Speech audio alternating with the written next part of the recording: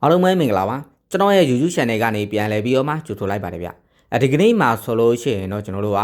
Twitter အကောင့်ဖွင့်နည်းလေးကိုကျွန်တော်တို့မြန်မာနိုင်ငံကနေပြီးတော့မှဘယ်လိုမျိုးဖွင့်ရမလဲဆိုတာကိုကျွန်တော်ဒီဗီဒီယိုလေးမှာဗလာတို့မိတ်ဆွေတို့ကိုပြန်လည်ပြီးတော့မှ sharing လုပ်ပေးသွားမှာဖြစ်ပါတယ်ဗ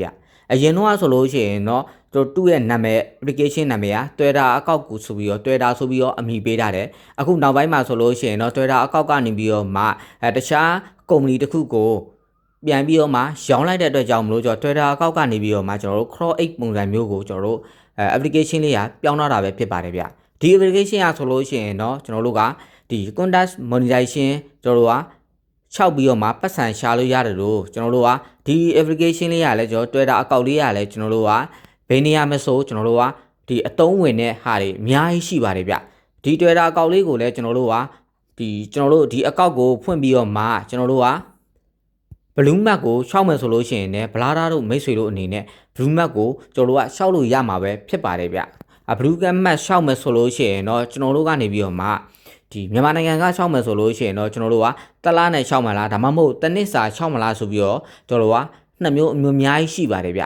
ျဒါနဲ့ပတ်သက်ပြီးတော့လည်းကျွန်တော်ဒီဗီဒီယိုလေးမှာအသေးစိတ်လေးပြောပြပေးတော့မှာဖြစ်ပါတယ်ဗျပထမဆုံးအနေနဲ့ကျွန်တော်တို့က Twitter အကောင့်ကိုဘယ်လိုမျိုးဖွင့်ရမလဲဆိုတာကိုဒီဗီဒီယိုလေးကိုကျွန်တော်တို့ကအစားဆုံးလေးတွားရောက်ပြီးတော့မှကြည့်ရလိုက်အောင်ဗျပထမဆုံးအနေနဲ့ကျွန်တော်တို့က Twitter အကောင့်ဖွင့်မယ်ဆိုလို့ရှိရင်တော့ကျွန်တော်တို့က Chrome ပဲဖြစ်ဖြစ်ကျွန်တော်တို့က browser ဖြစ်ဖြစ်တစ်ခုခုကိုဝင်ပေးရမှာဖြစ်ပါတယ်ဗျအရင်ဆုံးဝင်ပေးလိုက်ပါမယ်ဝင်ပေးလိုက်ပြီဆိုလို့ရှိရင်တော့ကျွန်တော်တို့က Chrome 8လို့ရိုက်မရှာပဲနဲ့ကျွန်တော်တို့က Twitter sign up or ကျွန်တော်တို့က log in ဆိုပြီးတော့မှရိုက်ရှာလိုက်တာနဲ့ကျွန်တော် brother တို့မိတ်ဆွေတို့ကကျွန်တော်လိုမျိုးတွေ့ရမှာပဲဖြစ်ပါတယ်ဗျကျွန်တော်ဒီနေရာမှာဆိုလို့ရှိရင်တော့ကျွန်တော်တို့က Twitter အကောင့်ကိုကျွန်တော်တို့ကဖွင့်မယ်ဆိုလို့ရှိရင်တော့ကျွန်တော်တို့က VPN လေးကိုကျွန်တော်တို့ကခံထားဖို့တော့လိုအပ်ပါမယ်ဗျVPN ခံထားမှသာလင်းကျွန်တော်တို့ကအကောင့်ကိုဖွင့်လို့ရမှာပဲဖြစ်ပါတယ်ဗျအဲကြောင့်မလို့ကျွန်တော်တို့က VPN လေးကိုအရင်ဆုံးတွားရောက်ပြီးတော့မှချိန်ထားဖို့တော့လိုအပ်ပါမယ်ဗျဒါဆိုလို့ရှိရင်ကျွန်တော်တို့ကအရင်ဆုံးကျွန်တော်တို့က Twitter အကောင့်ကိုဆိုပြီးတော့ကျွန်တော်က Chrome မှာရိုက်ချလိုက်မယ်ဒီမှာ Twitter အကောင့်ကိုကျွန်တော်တို့ကစိုင်းရင်ဆိုပြီးရိုက်ချလိုက်တာနဲ့ကျွန်တော်တို့က Twitter အကောင့်ပုံစံမျိုးလေးနဲ့တွေ့ရမှာပဲဖြစ်ပါတယ်ဗျဒီအောက်ကအပြာရောင်ဟာလေးကိုကျွန်တော်တို့ကတစ်ချက်ရွေးပြီးတော့နှိပ်ပေးလိုက်ပါအချက်နှိပ်လိုက်ပါမယ်ဗျနှိပ်လိုက်ပြီဆိုလို့ရှိရင်တော့ကျွန်တော်တို့ကဒီလိုမျိုးလေးပေါ်လာမှာပဲဖြစ်ပါတယ်ဗျဒီလိုမျိုးလေးပေါ်လာပြီဆိုလို့ရှိရင်တော့ကျွန်တော်တို့ကဖုန်းနဲ့ဖွင့်တာဖြစ်တဲ့အတွက်ကြောင့်မလို့ကျွန်တော်တို့ကဒီကောင်ကတော့ကျွန်တော်တို့ကပုံမှန်ဖုန်း site ပဲဖြစ်ပါတယ်ဗျဒီဖုန်း site ကိုမှကျွန်တော်တို့ကနေပြီးတော့မှကျွန်တော်တို့ကကွန်ပျူတာပုံစံဖြစ်အောင်ကျွန်တော်တို့ကပြန်ပြီးတော့မှပြောင်းပေးရမှာပဲဖြစ်ပါတယ်ဗျပြောင်းဖို့အတွက်ဆိုလို့ရှိရင်တော့ကျွန်တော်တို့အောက်ဆုံးကဒီမှာအချောင်းလေး၃ချောင်းကိုရှိပါတယ်ဗျဒီကောင်လေးကိုကျွန်တော်တစ်ချက်နှိပ်ပေးလိုက်ပါနှိပ်ပေးလိုက်ပြီဆိုလို့ရှိရင်တော့ကျွန်တော်တို့ကဒီမှာ desktop site ကိုအရင်ဆုံးပြောင်းပေးရမှာဖြစ်ပါတယ်ဗျအရင်ဆုံး desktop site ကိုအရင်ဆုံးပြောင်းပေးရမှာဖြစ်ပါတယ်ဗျအရင်ဆုံးပြောင်းလိုက်ပါမယ်ပြောင်းလိုက်ပြီဆိုလို့ရှိရင်တော့ကျွန်တော်ဒီအခုလိုမျိုးလေးပဲကျွန်တော်စလုံးတွေကတေးတေးလေးတွေဖြစ်သွားမယ်ဒီနေရာမှာဒီလိုမျိုးလေးပေါ်လာမှာပဲဖြစ်ပါတယ်ဗျပေါ်လာပြီဆိုတာနဲ့ကျွန်တော်တို့က Twitter အကောင့်ဖွင့်မယ်ဆိုလို့ရှိရင်တော့ကျွန်တော်တို့က create account ကိုအရင်ဆုံးနှိပ်ပေးရမှာပဲဖြစ်ပါတယ်ဗျဒီ create account ကိုအရင်ဆုံးနှိပ်ပေးလိုက်ပါနှိပ်ပေးလိုက်ပြီဆိုလို့ရှိရင်တော့ကျွန်တော်တို့ကဒီလိုမျိုးလေးပေါ်လာမှာပဲဖြစ်ပါတယ်ဗျဒီလိုမျိုးလေးပေါ်လာပြီဆိုလို့ရှိရင်တော့ကျွန်တော်တို့က user name ကိုဘာလို့မိတ်ဆွေတို့ကအဆင်ပြေတဲ့ user name ကိုကျွန်တော်တို့ကရေးပေးလိုက်ပါမှန်မှန်ကန်ကန်လိုချင်တယ်ဆိုလို့ရှိရင်တော့ကျွန်တော်တို့ကဒီနေရာမှာမှန်မှန်ကန်ကန်တိတိကျကျကျွန်တော်တို့ရဲ့အမည်ကိုရိုက်ထည့်ပေးရမှာဖြစ်ပါတယ်ဗျဒီလိုမျိုးရိုက်ထည့်ပြီးသွားပြီဆိုလို့ရှိရင်တော့ကျွန်တော်တို့ဒီနေရာမှာကျွန်တော်တို့ကဖုန်းပေးထားပါတယ်ကျွန်တော်တို့ကဖုန်းနဲ့ဖွင့်မှာမဟုတ်တဲ့အတွက်ကြောင့်မလို့ကျွန်တော်တို့က email နဲ့ဖွင့်မှာဖြစ်တဲ့အတွက်ကြောင့်မလို့ဒီနေရာမှာကျွန်တော်တို့က email ဆိုတာလေးကိုတစ်ချက်ရွေးပေးရမှာဖြစ်ပါတယ်ဗျဒီကောင်လေးကိုကျွန်တော်တို့တစ်ချက်ရွေးပေးလိုက်ပါဒီကောင်လေးကိုတစ်ချက်ရွေးလိုက်ပါမယ်ဗျရွေးပြီးသွားပြီဆိုလို့ရှိရင်တော့ဒီနေရာမှာကျွန်တော်တို့က email ကိုရိုက်ထည့်ပေးရမှာဖြစ်ပါတယ်ဗျအားလုံးမိတ်ဆွေတို့က email ကိုအဆင်ပြေတဲ့ email ကိုကျွန်တော်တို့ကရိုက်ထည့်ပေးရမှာဖြစ်ပါတယ်ဗျ email ကလည်းအရင်ဆုံးအားလုံးမိတ်ဆွေတို့ကလည်း active ဖွင့်ထားဖို့တော့လိုအပ်ပါမယ်ဗျဘာလဲဆိုတော့ Twitter အကောင့်ဖွင့်ပြီးတာ email ကိုထပ်ပြီးတော့သုံးလို့ရမှာမဟုတ်ပါဘူးဗျ email လေးကိုတစ်ချက်ရိုက်ထည့်လိုက်ပါကျွန်တော်တို့က email တွေရိုက်ထည့်ပြီးတော့အောက်ကကျွန်တော်တို့ကမွေးရဲမွေးလာမွေးတိုက်တွေထည့်ပြီးသွားပြီဆိုလို့ရှိရင်တော့ဒီအောက်ဆုံးမှာ next ဆိုတာကိုရှိပါတယ်ဗျဒီ next ကိုတစ်ချက်နှိပ်ပေးရမှာဖြစ်ပါတယ်ဗျအရင်ဆုံး next ကိုနှိပ်လိုက်ပါမယ်ကျွန်တော်တို့ကနေပြီးတော့မှဒီ next ကိုနှိပ်လိုက်လို့ရှိရင်ကျွန်တော်တို့ရဲ့ဒီကုတ်တွေကကျွန်တော်ခုနကတော့ကြားထားတဲ့ email ကိုပဲတွားရောက်ပြီးတော့မှကြားမှာဖြစ်တဲ့အတွက်ကြောင့်မလို့ကျွန်တော်တို့က hide code ကိုကျွန်တော်ခုနကတော့ email ကိုကျွန်တော်တို့တွားပြီးတော့ယူပေးမှာဖြစ်ပါတယ်ဗျဒီမှာဆိုလို့ရှိရင်တော့ကုတ်လေးကိုကြားလာပါပြီဗျဒီကုတ်လေးကိုကျွန်တော်တို့ခုနကတော့အထဲမှာရိုက်ထည့်ပေးရမှာဖြစ်ပါတယ်ဗျ625 355ဒီမှာဆိုလို့ရှိရင်တော့ကျွန်တော်တို့ကရိုက်ထည့်ပေးလိုက်ပါ625 355ဒီမျိုးရိုက်ထည့်လိုက်တာနဲ့ကျွန်တော်တို့က ပြန်ပြီးတော့ကျုံလိုက်ပါကြုံပြီးသွားပြီဆိုလို့ရှိရင်တော့အောက်ဆုံးက next ကိုဆက်ပြီးတော့နှိပ်ပေးရမှာဖြစ်ပါတယ်ဗျခဏလေးစောင့်ပေးလိုက်ပါ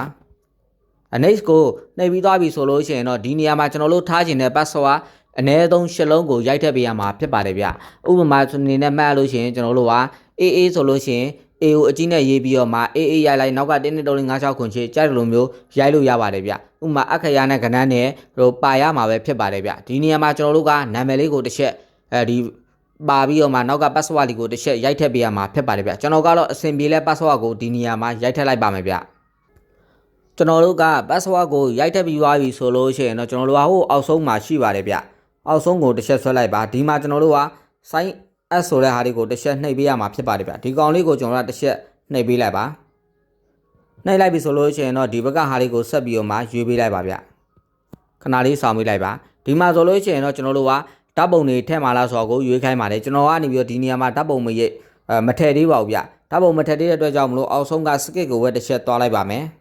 တစ်ချက်သွားလိုက်ပါဒီနေရာမှာဆိုလို့ရှိရင်တော့ကျွန်တော်တို့ကဒီကျွန်တော်တို့ပေါ်စေခြင်းနဲ့ user name ကိုဒီနေရာမှာရိုက်ထည့်ပေးရမှာဖြစ်ပါတယ်ဗျကျွန်တော်ကတော့အဆင်ပြေလဲနာမည်ကိုဒီနေရာမှာထည့်လိုက်ပါမယ်ဗျကျွန်တော်ပေးခြင်းတဲ့ user name ကိုရိုက်ထည့်ပြီးသွားပြီဆိုလို့ရှိရင်တော့ကျွန်တော်တို့ကဒီနေရာမှာအနီလေးမပြဘူးနောက်ကလည်းအမှန်ရှိကလည်းအစိမ်းအောင်လေးဆိုလို့ရှိရင်တော့ကျွန်တော်တို့ရဲ့ပေးခြင်းတဲ့ user name ကအောင်မြင်သွားပြီဖြစ်ပါတယ်ဗျဒီလိုမျိုးအောင်မြင်သွားပြီဆိုလို့ရှိရင်တော့အောက်ဆုံးက next ဆိုတာကိုဆက်ပြီးတော့နှိပ်ပေးရမှာပဲဖြစ်ပါတယ်ဗျအရင်ဆုံး next ဆိုတာကိုတစ်ချက်နှိပ်လိုက်ပါနှိပ်ပြီးသွားပြီဆိုလို့ရှိရင်တော့ဒီနားမှာဆိုလို့ရှိရင်တော့ allow notification ဆိုပြီးတော့တွေ့ရပါလိမ့်မယ်ဗျဒီကောင်လေးကိုတစ်ချက်နှိပ်ပေးလိုက်ပါနှိပ်ပေးလိုက်ပါဗျဒီကောင်လေးကိုပဲเนาะဒီကောင်လေးကိုအရင်ဆုံးတစ်ချက်နှိပ်လိုက်ပါမယ်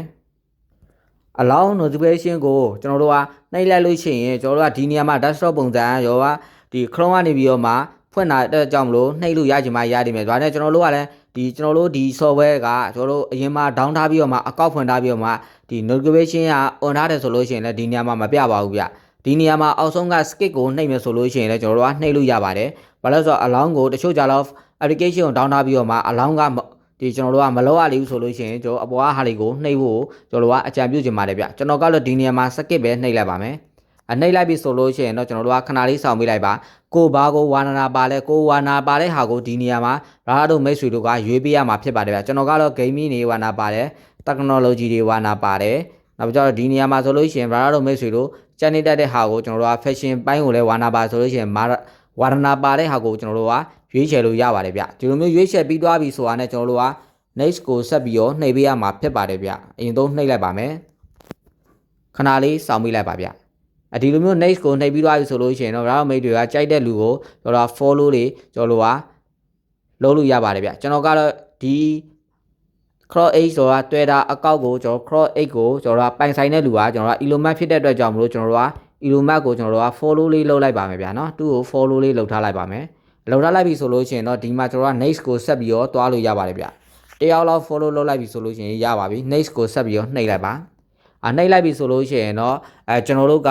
ဒီ Twitter အော်ကျွန်တော်တို့က cross 8ကိုဖွင့်တာကိုကျွန်တော်တို့ကဒီနေရာမှာအောင်မြင်သွားပြီဖြစ်ပါတယ်ဗျဒီလိုမျိုးအောင်မြင်သွားပြီဆိုလို့ရှိရင်တော့ကျွန်တော်တို့က Twitter အကောင့်ကို application လေး down ပြီးတော့မှ Twitter အကောင့်ထဲကိုဝင်လိုက်မယ်ဝင်ပြီးသွားပြီဆိုတာနဲ့ကျွန်တော်တို့ကအရင်ဆုံး back ကိုတစ်ချက်ထွက်လိုက်မယ်ထွက်ပြီးသွားပြီဆိုတာနဲ့ကျွန်တော်တို့ကအရင်ဆုံးဒီမှာကျွန်တော်အကောင့်ကိုတစ်ချက်ဝင်လိုက်မယ်ဝင်ပြီးသွားပြီဆိုလို့ရှိရင်တော့ဒီမှာကျွန်တော်တို့က profile ကိုအရင်ဆုံးနှိပ်လိုက်ပါမယ်ဗျဒီအခုပြပေးမယ့်ဟာကကြတော့ကျွန်တော်တို့ကဒီကျွန်တော်တို့ရဲ့ Twitter အကောင့်ကိုဘယ်လိုမျိုးရှောက်ရမယ်ဆိုတာကိုဒီဗီဒီယိုလေးမှာဆက်ပြီးတော့ပြပေးတော့မှာဖြစ်ပါတယ်ဗျဒီကောင်လေးကို profile ကိုတစ်ချက်နှိပ်လိုက်ပါမယ်နှိပ်ပြီးသွားပြီဆိုလို့ရှိရင်တော့ဒီနေရာမှာကျွန်တော်တို့က guest verify ဆိုပြီးတော့မှကျွန်တော်တို့ကဒီ blue mark ကိုကျွန်တော်တို့ကရှောက်မှာဖြစ်တဲ့အတွက်ကြောင့်မလို့ဒီနောက်ဆုံးကအပြာလေးကိုတစ်ချက်နှိပ်လိုက်ပါဗျနှိပ်ပြီးသွားပြီဆိုလို့ရှိရင်တော့ကျွန်တော်တို့က premium ပုံစံမျိုးကိုဒီနေရာမှာဝယ်ရမှာပဲဖြစ်ပါတယ်ဗျဝယ်မယ်ဆိုလို့ရှိရင်တော့ကျွန်တော်တို့ကဒီနေရာမှာအောက်ဆုံးကဟာကိုဆက်ပြီးတော့နှိပ်လိုက်ပါဗျနှိပ်လိုက်ပြီဆိုလို့ရှိရင်တော့ကျွန်တော်တို့ကဒီလိုမျိုးပေါ်လာမှာဖြစ်ပါတယ်ဗျဒီလိုမျိုးပေါ်လာပြီဆိုလို့ရှိရင်တော့ကျွန်တော်တို့ကလာနဲ့ဝယ်ခြင်းလားဒါမှမဟုတ်ကျွန်တော်တို့ကနှစ်နဲ့ဝယ်ခြင်းလားဆိုတာကိုဒီနေရာမှာ plan တွေကိုရွေးပေးရမှာပဲဖြစ်ပါတယ်ဗျအပေါ်ကဟာတော့ကျွန်တော်တို့က discount ရတာပဲဖြစ်ပါတယ်ဒါဆိုလို့ရှိရင်တော့ကျွန်တော်တို့အပေါ်ဆုံးဟာကိုဆက်ပြီးတော့ရွေးလိုက်ပါဗျရွေးလိုက်ပါအပေါ်ကတော့ရွေးပြီးသွားပြီဆိုလို့ရှိရင်တော့အောက်ဆုံးက subscribe ကိုတစ်ချက်နှိပ်ပေးလိုက်ပါ subscribe ကိုတစ်ချက်နှိပ်လိုက်ပါမယ်ဗျနှိပ်လိုက်ပြီဆိုလို့ရှိရင်တော့ကျွန်တော်တို့ကဘယ် account နဲ့ကျွန်တော်တို့ကဒီဝယ်ချင်တာလဲဆိုတာကိုဒီနေရာမှာရွေးလို့ရမှာပဲဖြစ်ပါတယ်ဗျဒီနေရာမှာဆိုလို့ရှိရင်တော့ကျွန်တော်တို့ကနှစ်နဲ့ဝယ်မယ်ဆိုလို့ရှိရင်တော့ကျွန်တော်တို့ကဒီမှာဆိုလို့ရှိရင်နှစ်တဲ့ပမာဏကိုရေးရဆိုတာကိုတွေ့ရပါတယ်ဒီမှာဒီကျွန်တော်80နဲ့ $9ကိုကျွန်တော်နောက်ဆုံး94ဆိုလို့ရှိရင်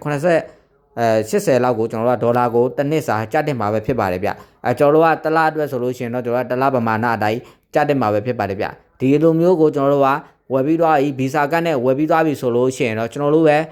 ဒီ Twitter အကောင့်တွေကကျွန်တော် blue mark ကိုရရှိသွားပြီပဲဖြစ်ပါတယ်ဗျဟုတ်ကဲ့ပါကျွန်တော်ဒီဗီဒီယိုထဲမှာဆိုလို့ရှိရင်တော့ကျွန်တော်တို့ Twitter အကောင့်ကိုကျွန်တော်တို့ Cross 8အကောင့်ကိုဘယ်လိုမျိုးဖွင့်ရမှာလဲဘယ်လိုမျိုးအသုံးဝင်လဲဆိုတာကိုကျွန်တော်ကဒီဗီဒီယိုလေးမှာပြောပြပေးတာဖြစ်ပါတယ်ဗျဒီဗီဒီယိုလေးကိုကျွန်တော်တို့အဆုံးထိကြည့်ပြီးတဲ့အတွက်အားလုံးကိုကျေးဇူးတင်ပါတယ်နောက်ထပ်နည်းပညာနဲ့ပတ်သက်တဲ့အကြောင်းအရာတွေဘဝတုဒ္ဒတွေကိုကျွန်တော်တို့ကစိတ်ဝင်စားတယ်ဆိုလို့ရှိရင်တော့ကျွန်တော်ရဲ့ YouTube channel လေးကိုလည်းကျွန်တော်တို့တွားရောက်ပြီးတော့မှ subscribe လုပ်ခဲ့လို့လည်းရပါတယ်ဗျနည်းပညာပတ်သက်တဲ့အကြောင်းအရာတွေဘဝတုဒ္ဒတွေကိုကျွန်တော်တို့ကနောက်ထပ်ဗီဒီယိုတင်တိုင်းကြည့်ကျင်တယ်ဆိုလို့ရှိရင်လည်းကျွန်တော်ဘေးနာကခေါင်းလောင်းလေးကိုပါကျွန်တော်တို့ကနှိပ်ခတ်ပေးဖို့လည်းတောင်းဆိုချင်ပါတယ်ဗျဒီဗီဒီယိုကလည်းဒီရောက်ပါပဲဗျအားလုံးကိုကျေးဇူးတင်ပါတယ်